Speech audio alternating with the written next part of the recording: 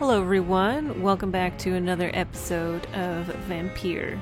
In the last episode, we barely got inside the hospital, so maybe today, in this episode, we'll be able to speak with some of the folks inside, and if there are more nurses, and gosh, maybe even find our office. So let's get it.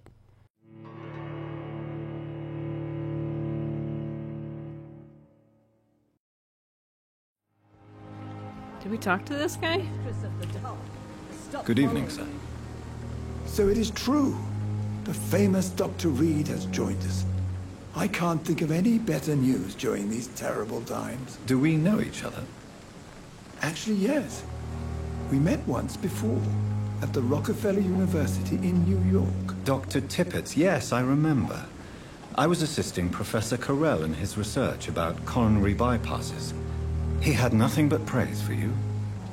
He was also very confident about your future. And look at you now. Eminent surgeon and blood transfusion specialist. Let's see. What is the Pembroke Hospital situation? And please, speak freely. This hospital is not exactly the best of London. I'm sure you are used to working in a better environment. Didn't we just come from the war? It's more than enough. In any case, the personnel of a hospital are much more important to me than the building. Don't be misled by appearances, Dr. Reed. This hospital does not lack talented people. It just lacks hope. So my apologies that the dogs are eating, and so if you can hear if you hear like, that's them. They're eating right now. What can you tell me about the staff in the hospital? Some are really good, and others are not so good. But during this troubled period, there is no time for slander. I prefer to focus on the positive character traits. Tell me more about cherished people, then. Nurse Brannigan is a pearl. She is the most helpful and dedicated nurse I've ever worked with. A clever and cheerful woman. You really seem to admire her skills. I'll go even further. If she was a man, she would be a damn fine practitioner. Any opinion about the management? I don't always agree with Dr. Swansea's reserve, but I must admit he does all he can to keep this facility running during this crisis. Ah, yes, the burden of command. I was fed up with this concept while serving as a medical officer. Don't get me wrong. Swansea's a good administrator. I just wish he would get out of his office now and again.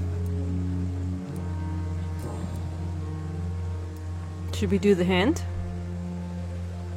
You're exhausting yourself, Corcoran. Maybe you should think about preserving your strength. No. We must keep on healing all those poor souls. We are the last rampart before chaos. Once more, unto the breach.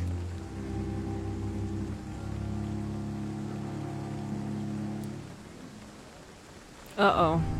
Nurse Brannigan is worried about you, Doctor. She should not have told you that. I will have a word with her. You don't have to blame her for her honesty. I'm not that kind of man, my dear Jonathan. Actually, Nurse Brannigan's opinion is the only one I may listen to. Was that not what I should have done? Oh boy.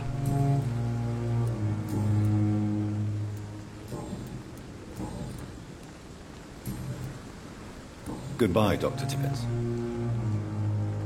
Oh man, he's gonna ruin my relationship. This is no time.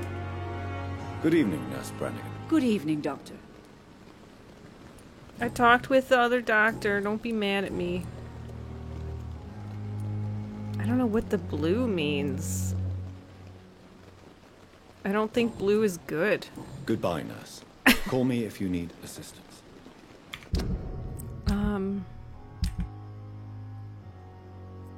I want to look at the people thing.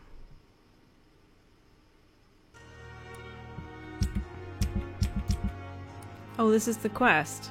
Yeah? Okay.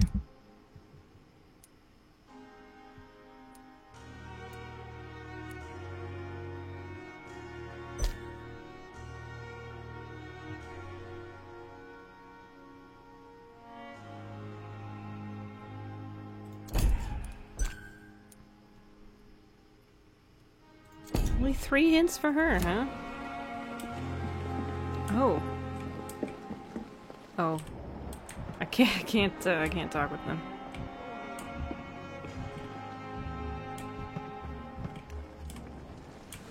Let's go inside then, huh? Dr. Swansea is right. This place seems perfect to conduct my research.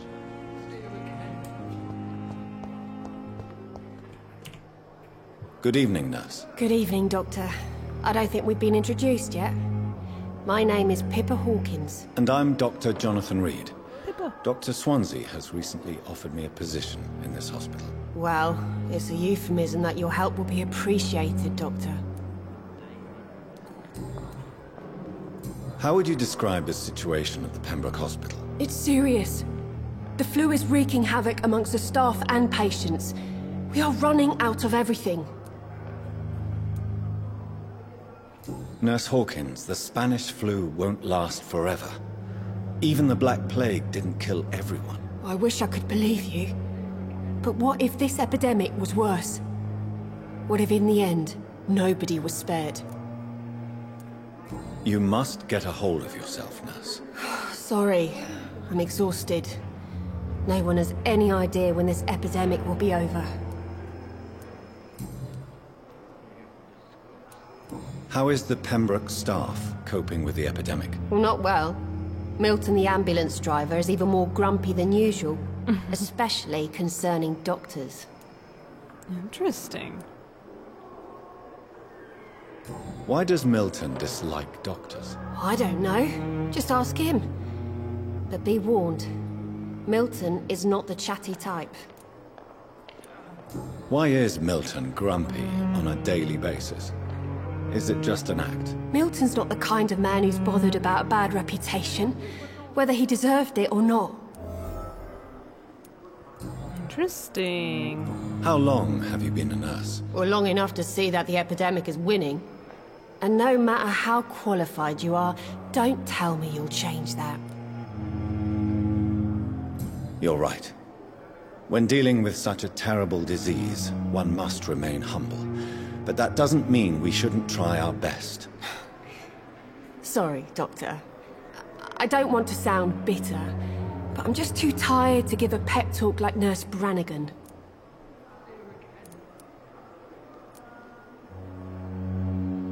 How long have you been a nurse? Well, long enough to see that the You're right. Oh, okay. I guess you only get the one shot, huh? Well, alrighty. Goodbye, Nurse Hawkins. Disgust on every street corner. The daily routine. Hello. Good evening, sir. Can I help you? Unless you're here to fix my face. No. I don't think you can help me. I'm Dr. Reed. I've recently taken the position of head surgeon here. War injuries, am I right? You guessed right, Doctor. German shell took my pretty little mug right off. But they still call me Thomas Elwood.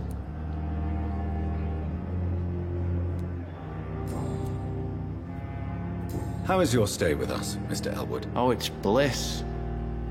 I just escaped death in the trenches to be surrounded again by the moans of the dying. Can I ask you precisely why you're a patient here? It's the pain, sir. The drugs don't work. It just hurts under the scars, if you get my drift. Who is treating you? Is someone in particular looking after your case? Nobody since the old and tired doctor spoke to me. Started to think I was forgotten about.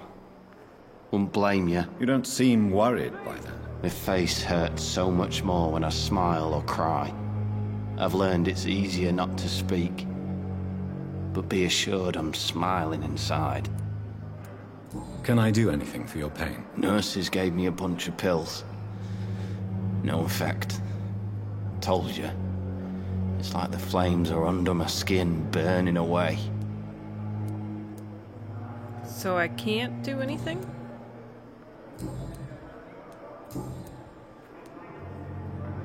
Where were you stationed, sir? Did you serve for long? I really don't want to talk about all this shit. No offense. I was pushing too much.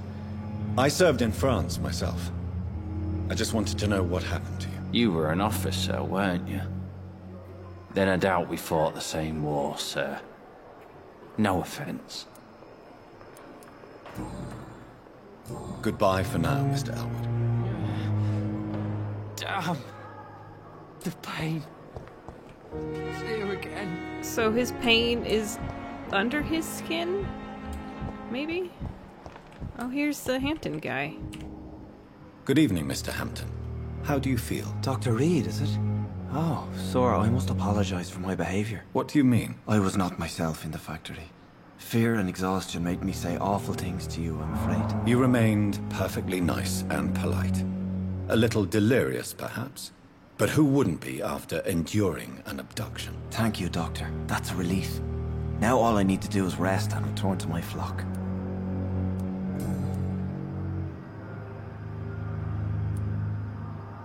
What is the general situation in the East End docks? The situation has always been tough, with a lot of tensions between the gangs and the Dockers Trade Union. The Wet Boot Boys are very nervous since they lost their leader.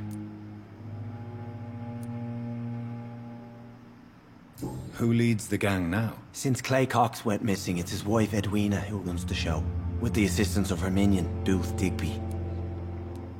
Has the gang been threatening you? Ah, no.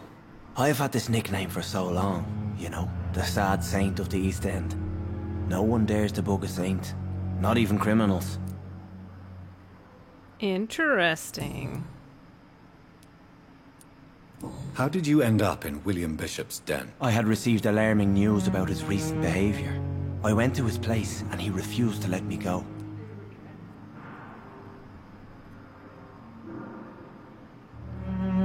You're a hero or a fool? Why did he abduct you? William was an alcoholic. His addiction suddenly changed to blood. I don't know why. Just like a patient I met here. This Miss Hawcroft.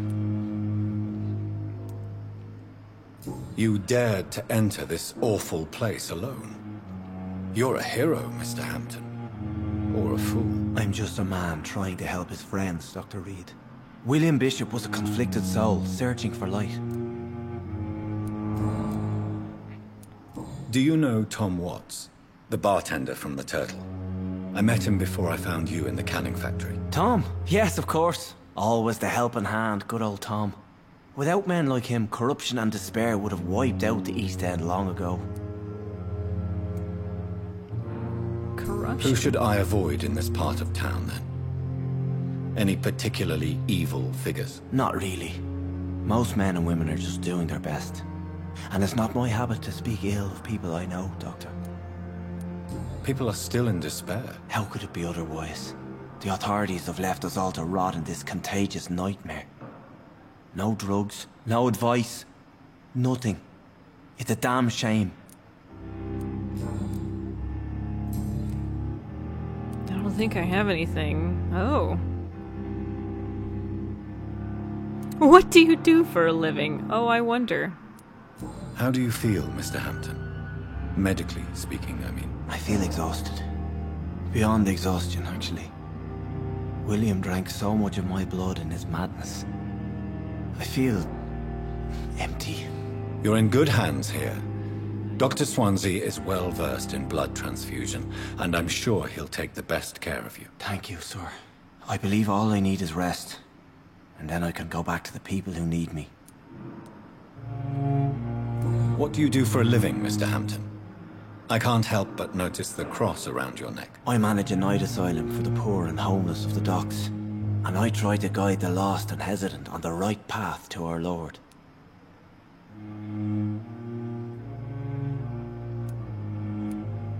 Are you a priest, Mr. Hampton? A deacon, maybe? Not at all, Doctor. I'm just a man of faith willing to preach the good word. Why didn't you use your cross against William Bishop? To repel him somehow? That's a very strange question, Doctor. A cross is no magical token, if that's what you were trying to say. Not mine, anyway. Oh, maybe that answers the question of what that Dr. Swansea's guy has. I forgot his last name already.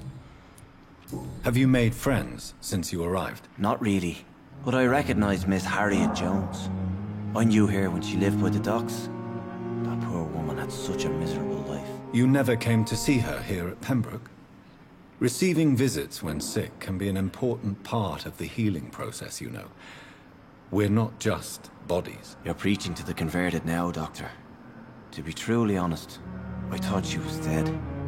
She left the docks many months ago. Goodbye, Mr. Hampton. We'll talk again later. See you again. I cannot enter.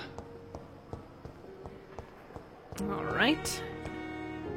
It looks like a person that is a little disheveled. Let's talk to him. Good evening, miss. I'm Dr. Reed, the new surgeon at the Pembroke Hospital. And who are you? Your name has no meaning to me, mortal. You're nothing but dust blown by the winds of eternity. I beg your pardon? What are you begging for, mortal? My clemency? Well, tonight maybe I'm inclined to mercy. You'll never forget the night you met Thelma Howcroft. You keep calling me mortal. Why is that? And if I'm mortal, what are you? Well, Dr. Reed, if you must know, I'm a vampire. Oh boy.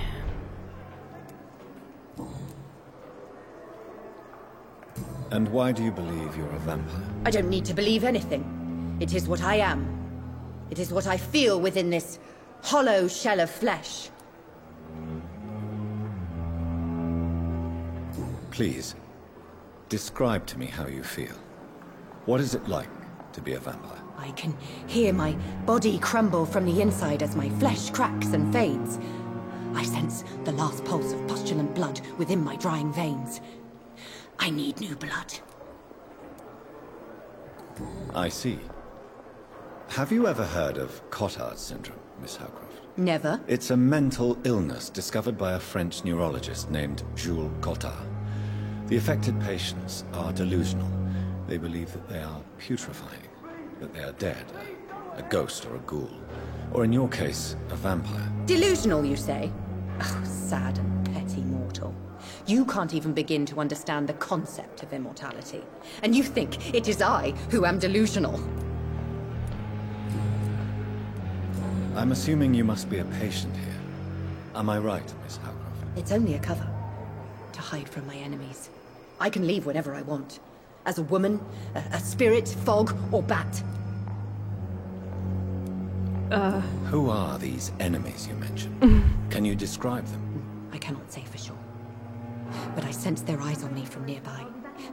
I feel them watching me every time I visit the garden near the morgue. The staff here are not your enemy. They're here to help you, to care for you. I'm not speaking of the doctors in white. I'm speaking of the men and women who hunt me. For I am a vampire. I see. Don't worry. These people will not find you here. I'll personally make sure they leave you alone. Thank you, mortal. But do not interfere with them, for you are no match for those that hunt me. Oh man, she is crazy. Medical checkup E. I kind of want to push. Do you require my services, Miss Howcroft? I have no need for your medicine, Dr. Reed. Blood is the only drug I need. Oh. I think we asked all of the questions. I think.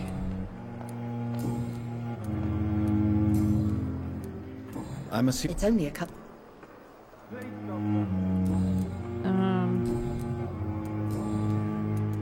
She's crazy, Who alright. are you really, Miss Howcroft? I mean, apart from being a vampire. Is that not enough for you, puny mortal? What do you require? Proof of my powers? I'm curious to know who you were before becoming a vampire. No, such a long time ago, I don't remember. Centuries of unholy life can have strange effects on one's minds, you see? She's crazy. I'll leave you, Mistress of the Dark, to your nocturnal activities. Wait a minute. So I learned something. Let's talk to this guy. Good evening, Mr. Elwood. Evening, Dr. Reed. Soldier, do you need assistance? I'm fine. Just do something for this pain, will you? That's all I'm asking. Goodbye for now, Mr. Elwood. You disgust on every street corner. I forgot to ask this guy if he needed any assistance. Hello again, Dr. Reed. I feel better already. Can I go soon? Oh, I can't. I can't. Okay. Goodbye, Mr. Hampton. We'll talk again later. Yeah, I can't, She is crazy. I think I know her? Yeah, that's Pippa.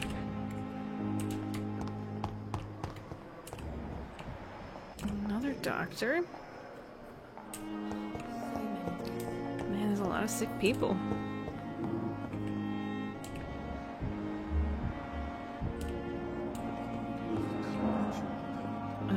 Do I know you? No. Hello. Good evening, sir. I'm Dr. Reed. I believe we're going to be colleagues. Reed? Yes, I've been informed about your arrival. I'm Waverly Ackroyd.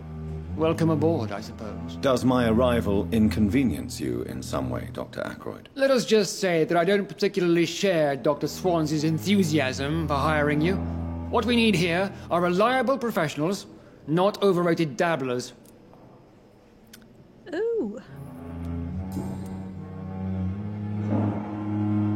If you have a problem with me, Dr. Ackroyd, please feel free to tell me. Dr. Swansea has imposed your presence on this hospital without asking anyone's advice. The benefit of his position. But I don't agree with it. I know we've never met before, but I believe this hospital could use all the help it can get. You will agree with that, I'm sure. Oh, but I have heard about you, Dr. Reed. Of course, you can't say the same about me, since I have not wasted my time courting the press.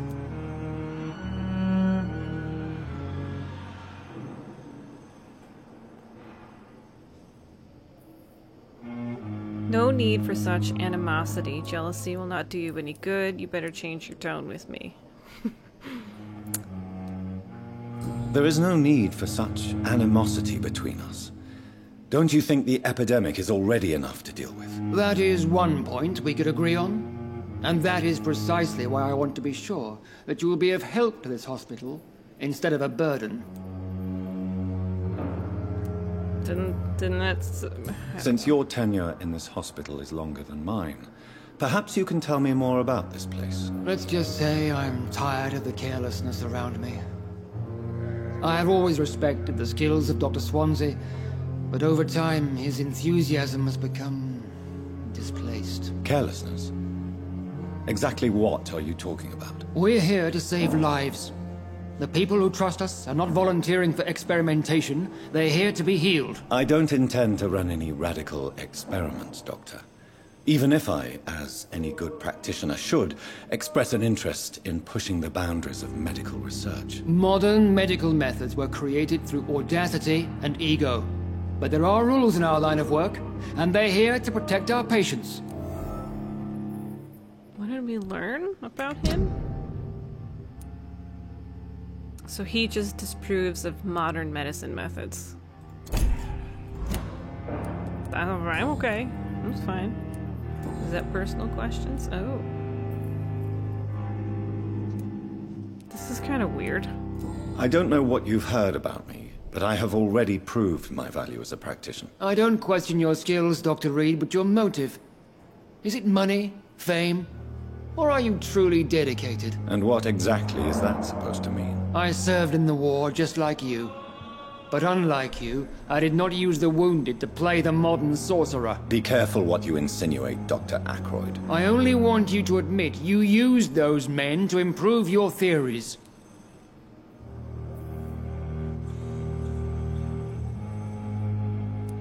This is ridiculous.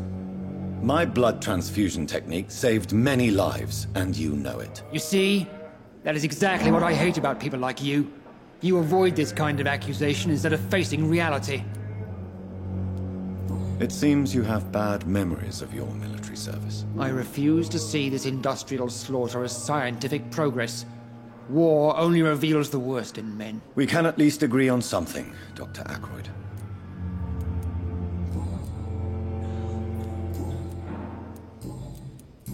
I think I asked everything already. Thank you for your time. We'll talk later. Yeesh. Do I know who you are? Oh, that's Dorothy Crane. Should we talk to her? We had that one blue thing. What can I do for you, Doctor? Oh, no, we didn't. Thank you, Nurse Crane.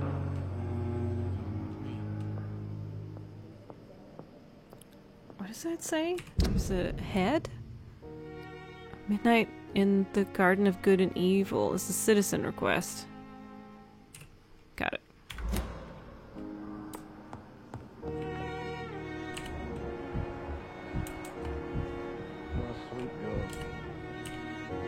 Good evening, sir. I'm Dr. Reed. May I help you? I don't know if a third opinion is needed. Your colleagues are already arguing about my condition. I see. Would you mind telling me more about your situation? I'm Harvey Fiddick. All I want is to get me bloody arm fixed properly.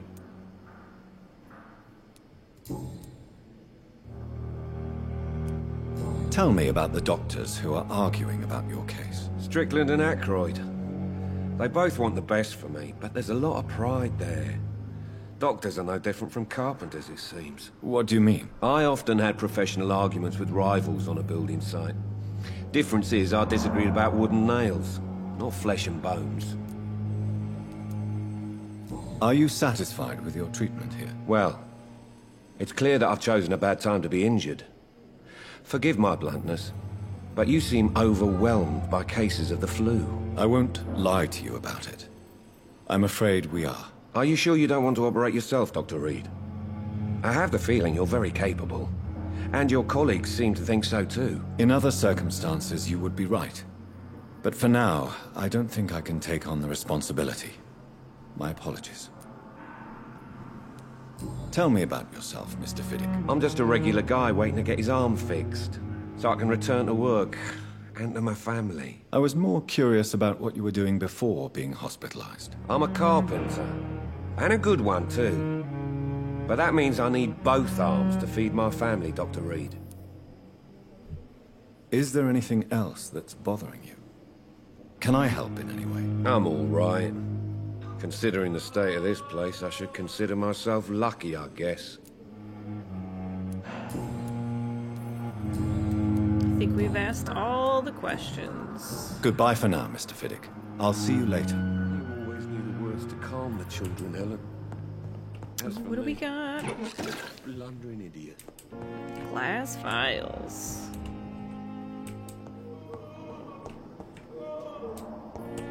God, people are crying. People are crying and dying. Please go back home. Hospital is full. Well, I think we're gonna end this one here.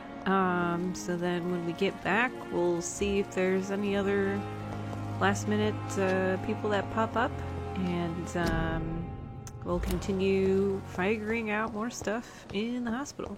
Thanks for watching, guys, and we'll see you in the next one. Take care.